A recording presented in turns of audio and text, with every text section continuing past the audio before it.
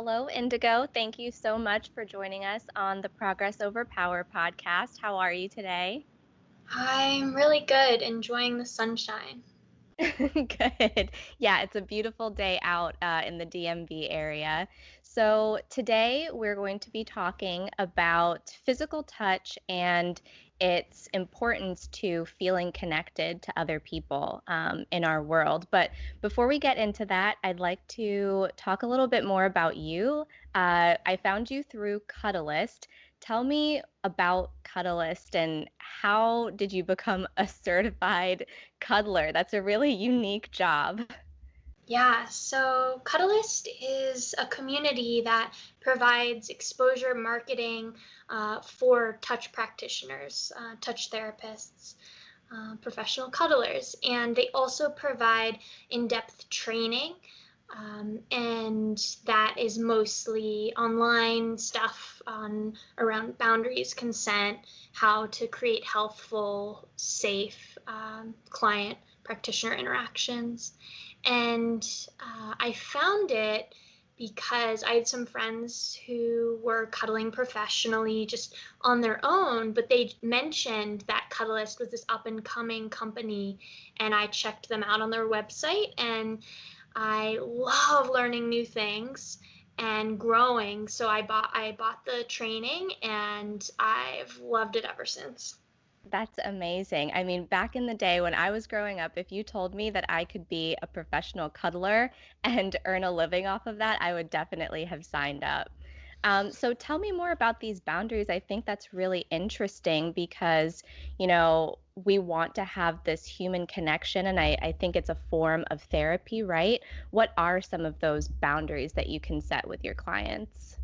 Yeah, so many people see boundaries as walls that prevent connection, but the way I like to see them is as a cell membrane, letting in the nutrients, keeping out the toxins, and that actually facilitates a much more nourishing field of connection and sustainable relationships rather than one shot interaction that's painful and stops. And boundaries that I keep with my clients are both those that are just inherent in the profession. So those are only platonic touch, only platonic connection. Although, like, whatever one feels is welcome, sadness, fear, like excitement, whatever. In the physical realm, it's going to just be platonic shared connection. And I usually set really explicit boundaries, no bikini areas. I usually say, you can ask me any question, but I might not answer. Um, Okay. Tell me about that.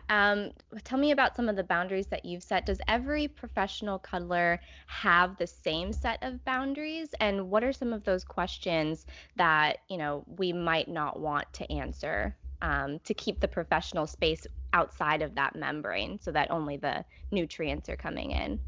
Yeah, so all cuddlists have the same code of conduct that guides our behavior, and that every client must review and indicate, yes, I agree to this, to abide by this code of conduct prior to a session, and that's part of the screening process. Now, there are other websites, especially those that are based in other cities, like that are land-based or like based on a physical space. Cuddlist is worldwide, and there are also online methods where cuddlers can go and publicize their services, but those have varying degrees of how much they check on the training or on the quality of the cuddlers who list their services there. And so in my experience, Cuddlist has a high degree of integrity. The services are cuddling and connection and authentic emotional intimacy. And some of the verbal boundaries that I might set is if a client asks me something about, I don't know, my sexual history, and asks me to go in depth. that's something that I would be uncomfortable talking about.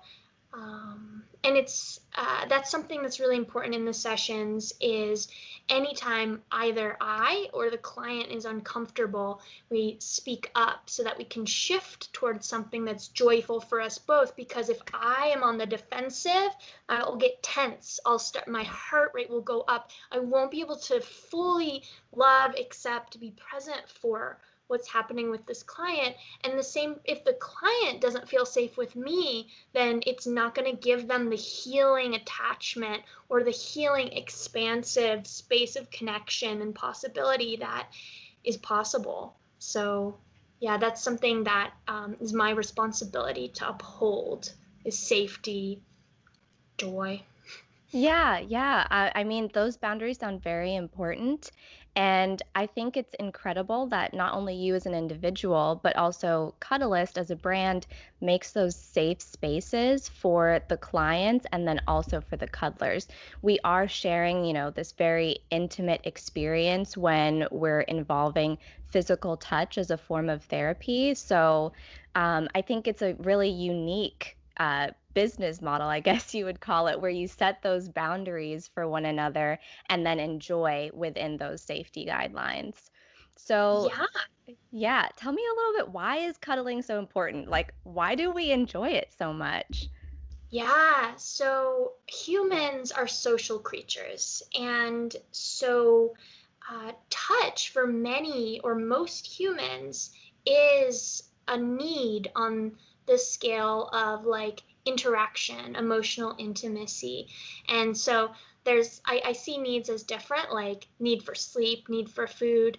Um, Whereas someone won't like starve in adulthood without touch. Babies who aren't touched will die. So it's actually really important to calm and regulate the human nervous system, to have in person like skin contact, or just to know that somebody is there on a regular basis. And that's something that's really difficult in these current times, with COVID-19 shelter in place. And there's a lot of people that find themselves in isolation even outside of the COVID-19 situation. And the way it manifested for me, and the way I've seen it manifest for a lot of clients and just people I observe in the world, I'm constantly truth seeking, learning, observing. And the way it manifested for me was I went into a depression with, I went for 2 months without any in physical touch or without any like actual emotional intimacy presence in person with somebody. I had Skype calls, I had online connection, but without the in person connection, Right. I went into a bad mental health space. If you're comfortable, I mean, I think that's a really important aspect of life to touch on. So, how did you get through that difficult time? And depression, thank goodness, is something that we're speaking about more openly nowadays. And you're right. With COVID-19, people are feeling so isolated, and isolation isn't a new concept. So, when people do have to be removed from others, either because of the standard or because of their present living situation, what have you, how can they still get through that and get that satisfaction and sense of peace? Yeah. So the the body's chemistry is really important, um, because there's a correlation between certain experiences like joy or even falling in love and the body's chemistry. So to change the chemistry is to create a shift in what it's like to be alive or what it's like in that moment. So back then, I didn't really know what I was doing. I just decided to go for a run. And I went for a run. I was in Spain. I ran through La Parque de Maria Luisa, and the sun was shining through. There were swans, and most importantly, like I got flooded with endorphins on the run. And Mhm. so afterwards, I popped out of the depression, and I've started to feel motivated to fill my life with things that were meaningful. And so exercise, any type of really engaging exercise, some sort of cardio, it could be running, it could be dancing, it could be even strength training, really increases the concentration of endorphins in the bloodstream. And so that's one way. Another way, meditation has been shown to release endorphins, and that's just noticing what's happening and focusing on the body or focusing on the present moment experience. And there are lots of guided meditation programs online on phone apps and stuff like that. Being in nature, even just having a tree, one tree, and just like spending time with the tree, or having an indoor plant and sitting, being present with the plant. Nature, there's a term called forest bathing that comes from Japan that is the practice of immersing or just being present with plants, with nature in a way that can be really calming and also regulate the nervous system. I love that. So tell me, this is only half of a joke. I have some fake plants in my apartment. Does that count? Is it the green? I am not sure. This is not my deep area of expertise. hmm I know that like a forest, a tree, like some flowers indoors can create this effect. I'm not sure about fake plants. That's okay. I was just hoping for an answer. Okay, so exercise, meditation, forest bathing, those all are incredible insights. I have, been in isolation in in this time too, and I try to find some time on the weekends to do exactly that. I go on like a mini hike by myself out on, one of the trails around, and I truly do feel such a sense of peace. And during the week, if I can't do that, I might open like the Headspace app and I do the maximum like 10-minute meditation. And I can't believe how, rewarding and at peace I feel afterwards when I'm really going through that guided meditation and getting some calm. So, okay, exercise, meditation, and forest bathing is awesome. For people who aren't really familiar with physical chemistry, can you give us a little bit of insight about like what are endorphins? Even myself, I know about endorphins and I know about dopamine, but I'm confused sometimes. Are they the same thing? Do they come from the same part of the brain? I have questions. Yeah, so I don't remember the exact brain pathways. I majored in neuroscience, so like I learned some of these No big deal. like 8 years ago, but I haven't studied them recently. So endorphins are different from dopamine, are different from serotonin, but they're all neurotransmitters that regulate different processes in the body. And so endorphins often come in response to like pain, physical exertion, but they also come, like I said, with meditation or sometimes spending time in nature. That's like a happy chemical. Okay. And then endorphins come also from laughter. They are made in a whole bunch of different ways. And then dopamine is released when one eats food, and it helps regulate impulse suppression and like different types of like motivation. And then serotonin, let's see, serotonin is involved in wake and sleep cycles, and endorphins are the ones. Oh, endorphins come from chocolate as well. Oh, give me some of that. Yeah, dark chocolate. And they're just ways even if you don't know the neural chemistry, knowing, exercise, meditation, if dark chocolate works for your body, nature, are all ways to release endorphins. And then also, oxytocin comes from touch or emotional intimacy.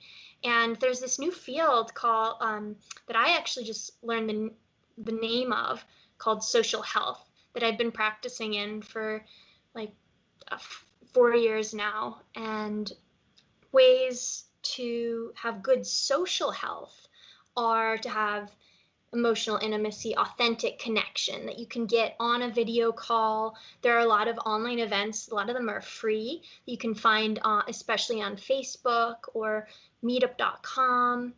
And also that oxytocin can be released from touching oneself.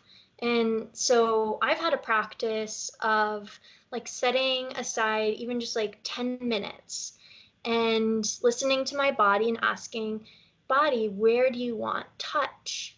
And I'm lucky, like I have a lot of experience with massage and touch. I mean, I'm a cuddlist, and so just using the techniques that I've had used on me, there are tons of massage workshops online, and just like going in and saying, hey, like shoulder, what kind of touch do you want right now? Yeah. And And I giving it. think that's actually like a really common example, right? If we're feeling stressed out, you might see someone take their hand and hold on to a part of their neck as if they're trying to release tension. So I can see where that would come from. And so, progress over power, we are focused on wellness, right? And I have just started to discover these 8 areas of wellness myself. And one of the categories we focus on is social wellness. So, what has been, the most impactful key takeaway that you've learned about social wellness so far? Is it about massage and trying to, figure out yourself, or is it about interacting with others? Well, so in my experience, and for most or many people, um, interacting with another human is the best way to maintain a high level of social wellness and to meet these social needs that were installed in our system somehow or just seem to be there. And um, but also, and this isn't something that's encouraged as much, although in the United States it's a highly individualistic culture. That's the one that I'm most familiar with. Um, it's not exactly a self-empowered culture. And what I mean by that is what people aren't usually empowered to feel their emotions and to know what they really need. You're absolutely And right. Hmm. yeah, so in my experience, there are ways to meet some of the social wellness needs with oneself as well. Like I said, the self-touch. There's also certain meditation practices or methods used in psychotherapy, like parts work or like relationship to oneself, that I find do meet my needs for social wellness. It takes more work, and I certainly am not enlightened or at the point where I don't need other people, but Hmm. it's theoretically possible to meet a large portion of one's social wellness needs um, through self-touch or through certain meditation internal techniques. And like I said, it takes, for most people, a lifetime Right. to get there. So in the meantime, finding ways, if there is, I bet a lot of people or most people listening to this call, watching this call, will have access to the internet. And that is an incredible tool to find other humans. The internet's this web where you can connect to somebody in Finland, the drop of a hat, if you can line up your time zones. And so although there is a lot of like difficulty in changing routines, less access to like physical touch with new people, there's an unprecedented opportunity, I think, in this time to connect with humans through the online medium. That's really exciting. I love it. So, all in all, it sounds like, cuddling, physical touch, it's so important, especially if you're feeling isolated, because we need some of these healthy chemicals. And you don't necessarily have to go out and start exercising or meditating. You can use the incredible invention of the internet to connect with people across the globe at any time. So, we have lots of options. Yeah. Yeah, that's awesome. Okay, so for the other part of the population who has what do they call of isolation buddies, right? And say you're hunkered down with your spouse or a loved one, how can couples use this time to find ways to connect on a deeper level through physical touch and cuddling specifically? Yeah. So what I would suggest is, first of all, learning to know yourself, know oneself. And the way that I've found that is through self-presencing, meditation, anything that really sits with, okay, what am I feeling right now? And for some people, meditation is difficult, so you could start small, just a couple minutes. You could have a guided meditation or one with sound or music. But that's the first step, is to know, what am I yes to? What do I like? What does yes feel like? What does joy feel like? What does no feel like? What is sadness or contraction? What does numbness feel like? And for some people, it may take a while of just being with the numbness before you just get a little spark of feeling. And that's totally normal for this.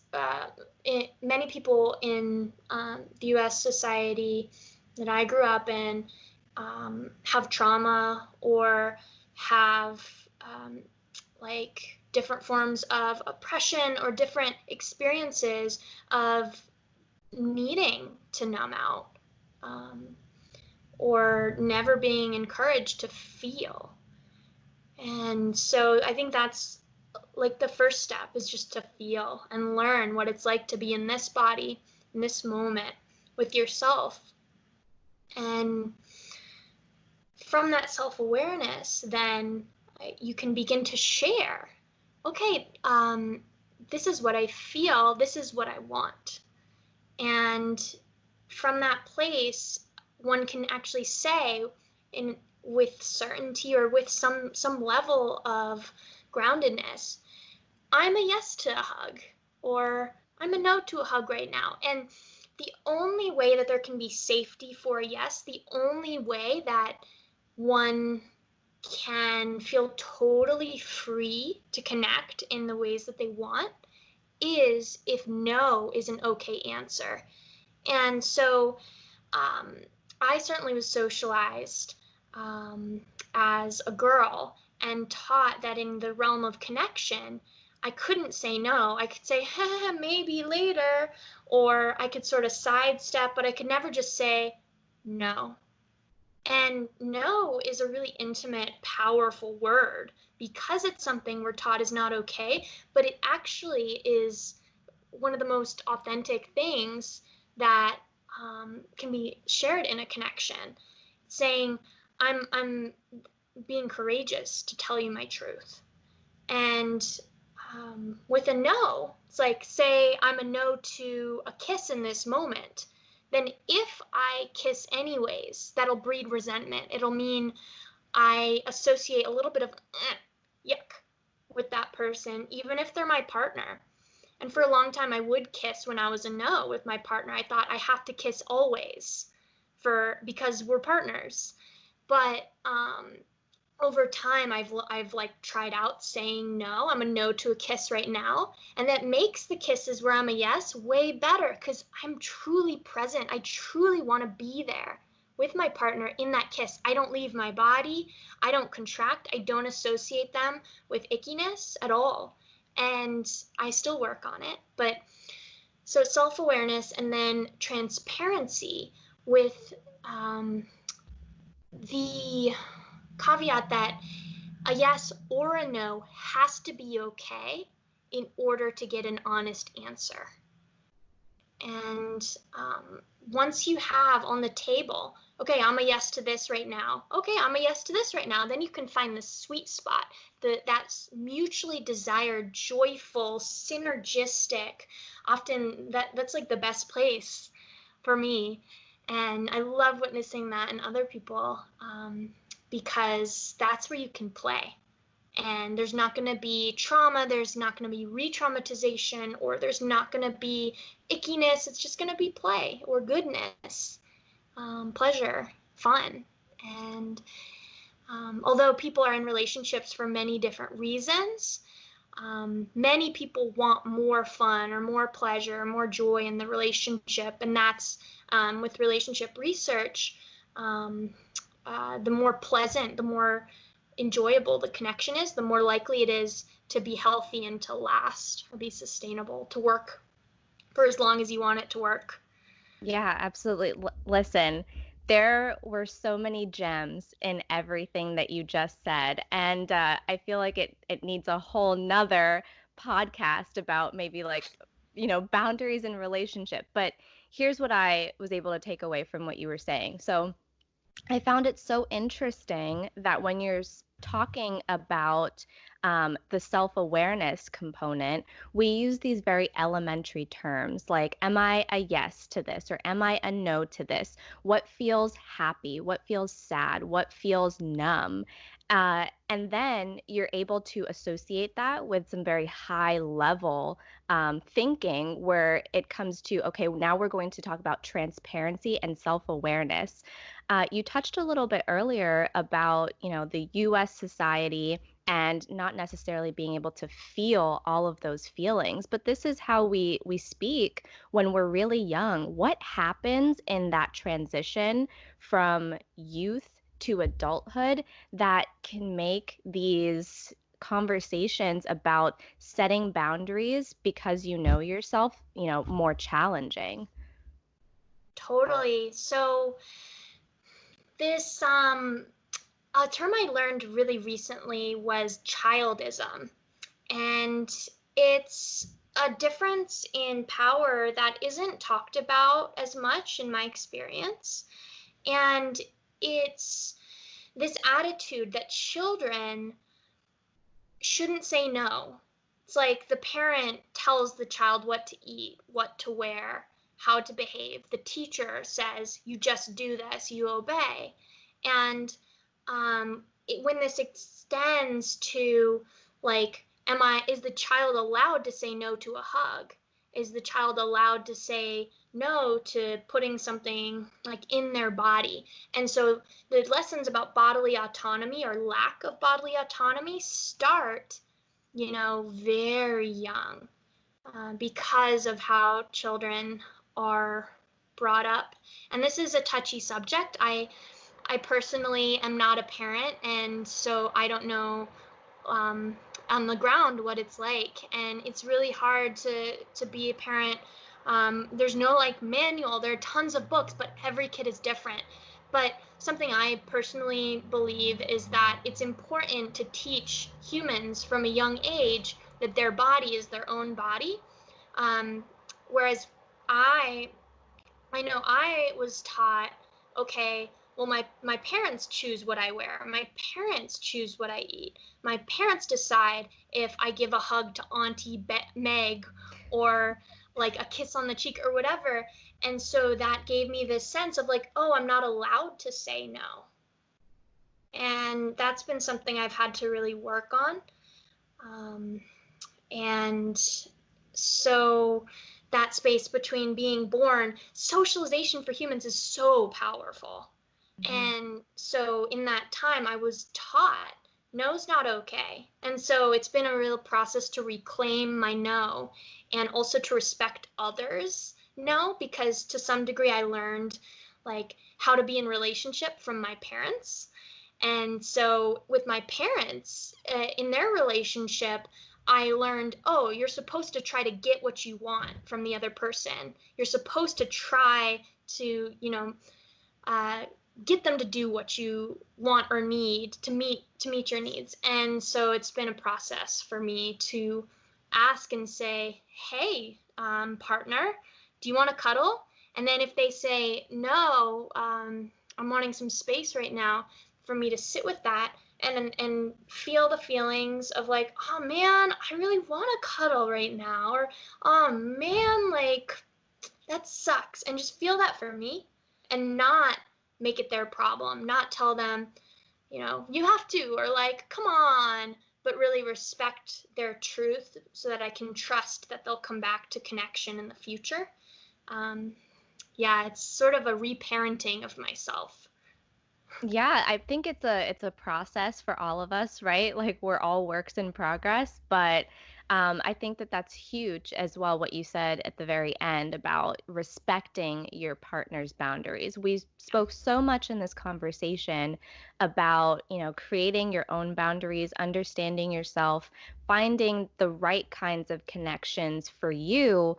But I think that it's equally as important to make sure that we're thinking about the other person going through those same experiences. They're also setting their own boundaries, they're also finding their means for connection. And when you can align with a partner who, whose boundaries reflect yours, or you're on the same page and you have that equal level of respect, it can make all of the difference.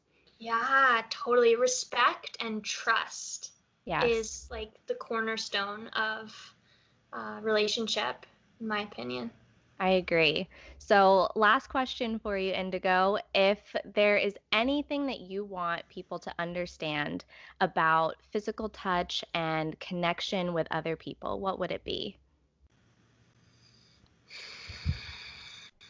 I would say listen to yourself, and that may be a lifetime project. And I know it is for me and my clients and the people in workshops I lead, but it's worth it, because this internal compass is going to lead towards healing and abundance and connection that really feels good.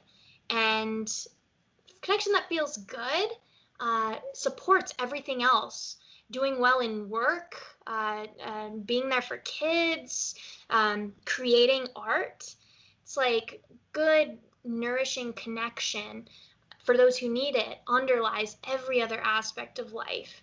And so to find that self truth and practice sharing it authentically, I think is really worthwhile. And that's something like I love teaching in my workshops, but there's tons of stuff online, and maybe eventually in person. And I would say really ask yourself, like, what do I need in connection? And that doesn't mean I need you to take a bubble bath with me every night. It's not things like that. It's like, do you need to be seen? Do you need to be heard? Do you need to have your truth received compassionately with acceptance? Do you need touch?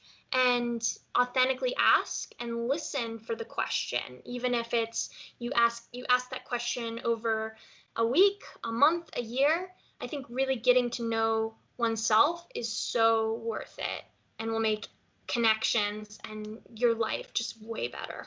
Sounds like being patient. Like when it comes to loving yourself, I completely agree that like patience is key. You're not going to figure it all out overnight. As you said, it takes a lifetime. Yeah, every workshop leader that I know, that I am supported by, am in network with, is working on themselves. It's never stops, and there's a joy in that, for those who like growth, and I know it can be hard sometimes. And trust me, it is so worth it. I love it. So, Indigo, where can we connect and where can listeners connect with you more to learn about connection in itself, about social wellness, about cuddling if they want to book a session with anyone in the Cuddlist portfolio. Where can we find out more? Yeah, so I have a page on Facebook that is mx.indigo, like the color, dawn. And hopefully there will be some text in the description of this recording, but there's also, I do my workshop work with Center for a New Culture, and that's a nonprofit organization where I hold events and workshops that are meant to foster relationships and communities, and ultimately a world that really supports love and freedom rather than fear and violence. And so you can find that at cfnc.us.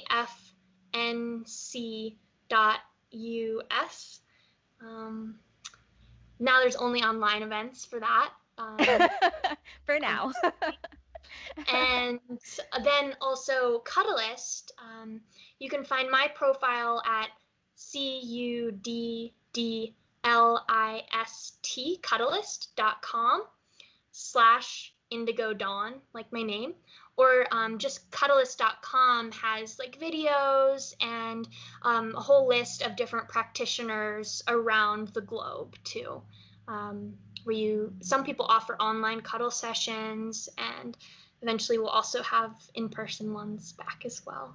Yeah, fingers crossed. Well, I will make sure that I put those links not only on our video, but also in the description.